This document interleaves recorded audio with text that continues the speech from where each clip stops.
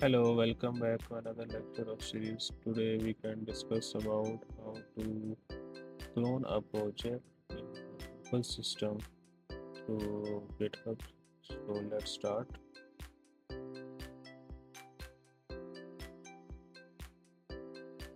So first move to the GitHub account and copy the URL path. Copy URL path, then move to the directory.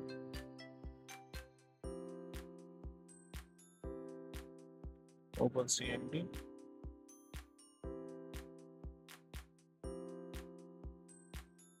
Then the command is git clone and paste the URL.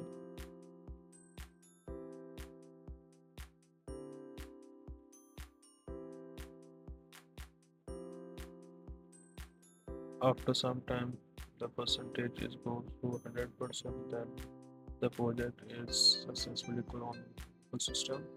So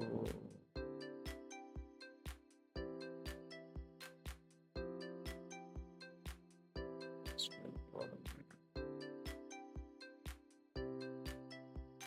Now this project is successfully cloned the project in our system through GitHub. So hope so I everyone enjoyed this video. Please like and share this video.